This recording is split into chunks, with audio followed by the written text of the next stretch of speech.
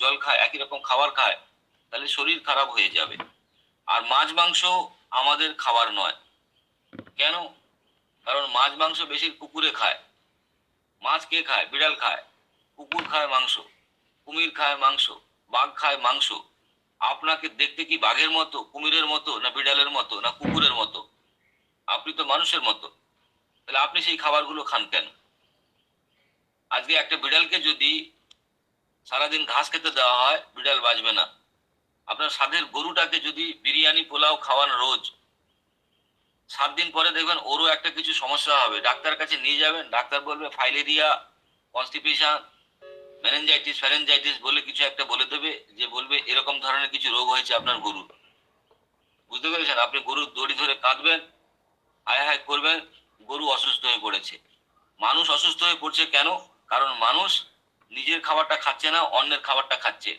আবার বিড়াল যেভাবে মাছ খায় সেভাবে তো আপনি মাছ খান না। বাঘ যেভাবে মাংস খায় সেভাবে তো আপনি মাংস খান না। কারণ আপনার মাছ খেতে গেলে লাগবে কি? নুন।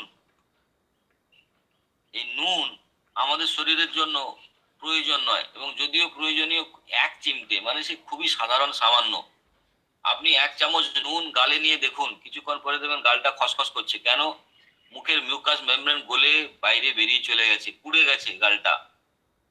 1 মিনিটের বেশি রাখতে পারবেন না, গালটা পুড়ে যাবে। জোকের উপরে নুন দিলে কেমন হয়? আপনার ভেতরের শরীরটা অতটাই নরম। আজকে ঘরে ঘরে যে মেয়েদের হোয়াইট ডিসচার্জ প্রবলেম, খাওয়া বন্ধ করলেই কমে যাবে। তাহলে নুন আমাদের শরীরে খায় না গুণ, তাহলে নুন খাওয়া বারণ। আর আমরা কি চিনি খাই? এই চিনি আমাদের শরীর করে দেবে মিনি। চিনি আমাদের শরীরের জন্য উপযোগী জিনিস নয়। কেন? কারণ চিনি কোনো প্রকৃতি দেয়নি। চিনি আমরা তৈরি করি, এবং তৈরি করার জন্য প্রচুর পরিমাণে সালফার ব্যবহার করতে হয়। চিনিকে সাদা করার জন্য, চিনিকে তৈরি করার জন্য। সেই সালফার আমাদের শরীরের জন্য কার্বন, বিষাক্ত জিনিস। বোম বারুদ তৈরি হয় সালফার দিয়ে।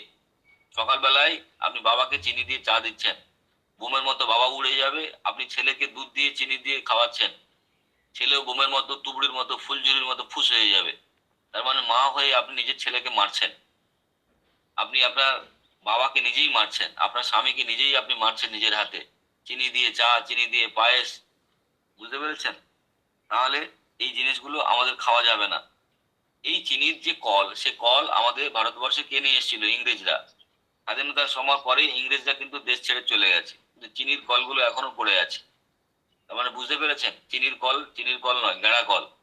কারণ যত আপনি চিনি খাবেন তত আপনি অসুস্থ হবেন। আর যত অসুস্থ হবেন, ব্রিটিশ মেডিকেল অ্যাসোসিয়েশন তারা ওষুধ বিক্রি করে আপনাকে কোটিপতি, আপনাকে ভিখিরি করে দেবে, তারা কোটিপতি হয়ে বাড়ি চলে যাবে। কারণ আজকের মেডিকেল সায়েন্স ভারতবর্ষে, সারা পৃথিবীতে দখল করে কে বসে আছে? American medical association and British medical association. তারা পুরোটাকে কন্ট্রোল করছে, নিয়ন্ত্রণ করছে। চিনির সঙ্গে সঙ্গে আমরা খাই কি? তেল। কারণ তেল ছাড়া আমরা রান্না করতে পারি না। মাছ মাংস দুধ ঘি যা কিছুই, সবজি শাক পটল, তেল কিন্তু আমাদের জন্য খাবার নয়। কেন? কারণ আপনি তেল রান্না করেন কিভাবে? কড়াই তেল দেন, তারপরে সেটা ধোঁয়া হয়ে যখন উঠতে থাকে, তখন আপনি পটল সবজি শাক সবজি দিয়ে দেন। এই যে ধোঁয়া হয়ে যেটা উঠে যায়, সেটা কি? সেটা হচ্ছে হাইড্রোজেন। তার মানে তেলটাকে থেকে হাইড্রোজেনটাকে আমরা ব্রেক করে বের করে দিলাম। তার ফলে কড়াই পড়ে থাকে কি? কার্বন। সেই কার্বন মানে কি? বিষ, কয়লা। তার মানে ভাবুন, আপনি কয়লা দিয়ে ভাত খান, কয়লা দিয়ে রুটি খান, কয়লা দিয়ে ঘুগনি খান, কয়লা দিয়ে সবকিছু খাচ্ছেন। তাহলে তেল, কার্বন, এবং সেই কার্বন আমাদের কিভাবে খাওয়া উচিত? কাঁচা, যদি তেল খেতে পারি। কিন্তু তেলকে কড়াই দিয়ে রান্না করে খেলে, অনেকে আবার গর্ব করে বলে আমাদের বাড়িতে সব অলিভ অয়েলে রান্না হয়। কড়ায় যখনই তেলটা পড়ে, সে অলিভ অয়েল হোক আর সানফ্লাওয়ার হোক, সবই কিন্তু কেরোসিন তেল। এর সঙ্গে আমরা ব্যবহার করি আগুন।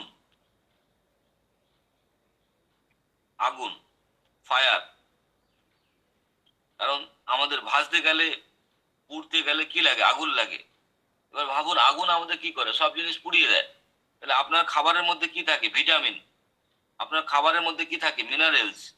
আপনার খাবার মধ্যে কি থাকে? প্রোটিন। আপনার খাবারের মধ্যে কি থাকে? ফাইবার। আপনার খাবারের মধ্যে কি থাকে? ফ্যাট। আপনার খাবারের মধ্যে কি থাকে? কার্বোহাইড্রেট। তাহলে এই সমস্ত জিনিস কি হবে? পুড়তে থাকে, পুড়তে থাকে, পুড়তে থাকে, পুড়তে থাকে, পুড়তে থাকে, পুড়তে থাকে, পুড়তে থাকে। তাহলে আপনি খেলেন কি মশাই? আপনার থেকে তো গরু অনেক চালাক, ছাগল অনেক চালাক। তাহলে আপনি পোড়া খাবার খাচ্ছেন, সকালবেলা উঠে, দুপুরবেলা উঠে, রাত্রেবেলা উঠে। আবার সকালবেলা এক ধরনের খাবার, বিকেলবেলা এক ধরনের খাবার, রাত্রেবেলা এক ধরনের খাবার। বুঝতে পেরেছেন?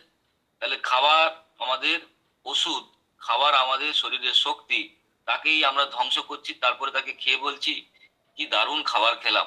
অনেকে বলে না না না না না না, আমরা বাইরের খাবার খাই না, আমরা ঘরের খাবার খাই। আরে বাইরের খাবার ঘরের খাবারের কোনো তফাতই নেই। আপনি ঘরে যেভাবে খাবারটাকে তৈরি করেন সেটাই তো মারাত্মক বিষাক্ত হয়ে যায়। আপনি যদি একটা ছাগলকে নিয়ে চলে যান চেন্নাইতে, সেখানে গিয়ে ছাগলটা কি করবে? ঘাস খাবে। আর আপনি কি খাবেন? ইডলি ধোসা খাবেন। ওই ছাগলকে নিয়ে আপনি চলে যান গুজরাটে, সেখানে গিয়ে আপনি ভাবড়া ধাবড়া ধোকলা ধাবলা এইসব খাবার খাবেন। ছাগল কি খাবে? ছাগল ঘাসই খাবে। ওই ছাগলকে নিয়ে আপনি চলে আসুন পাঞ্জাবে, পাঞ্জাবে ছাগল ঘাস খাচ্ছে, আর ছাগলের মালিক কি খাচ্ছে? সরষে কা শাক, মক্কি কা রুটি, লস্যি। বুঝতে পেরেছেন? দিল্লিতে চলে আসুন, রুটি সবজি পনির, কে খাচ্ছে? ছাগলের মালিক। আর ছাগল কি খাচ্ছে? ঘাস খাচ্ছে। আর যদি ছাগলকে নিয়ে ভিক্টোরিয়ায় কলকাতায় চলে আসুন, তাহলে কলকাতায় ভিক্টোরিয়ায় এসে ছাগল কি খাচ্ছে? ঘাস খাচ্ছে। আর ছাগলের মালিক কি খাচ্ছে? মিষ্টি দই। বুঝতে পেরেছেন? ভাত, ইলিশ মাছ। তার মানে ছাগল সারা জায়গায় ঘুরে বেড়ালেও সে ঘাসই খায়। আবার যদি পাসপোর্ট ভিসা তৈরি করে ছাগলকে নিয়ে লন্ডন আমেরিকাতে চলে যান, সেখানে গিয়ে ছাগলের মালিক কি খাবে? Cake, pastry, Maggi, chow mein, cold drinks.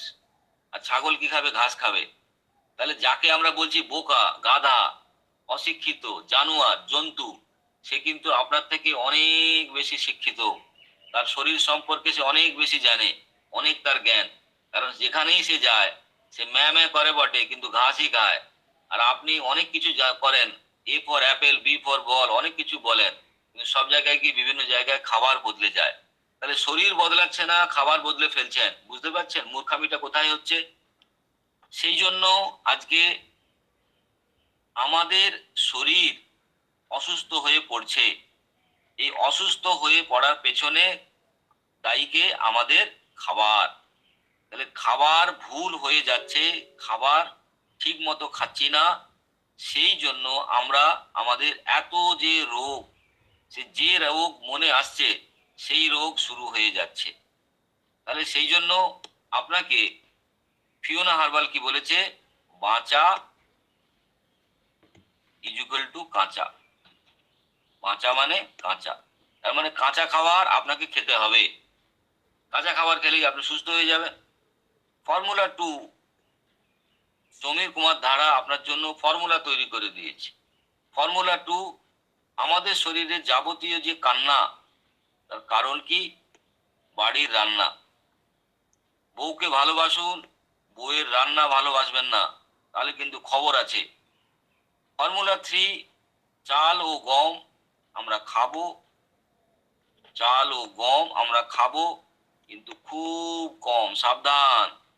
কেন চাল গম? মানে চাল থেকে তৈরি হয় চিড়ে মুড়ি ভাত, আর গম থেকে তৈরি হয় রুটি, আটা, ময়দা, বিস্কুট, পাউরুটি। সুতরাং এটা কম করে খেতে হবে। বেশি খেলে মুশকিল আছে। কেন? আমাদের গ্যাস্ট্রো ইন্টেস্টাইন ট্র্যাকে এরা জড়িয়ে যায়। আঠার মতো জিনিস, সিম্পল কার্বোহাইড্রেট, এটা আমাদের শরীরে গিয়ে কি করে? আমাদের গ্যাস্ট্রো ইন্টেস্টাইনকে বন্ধ করে দেয়।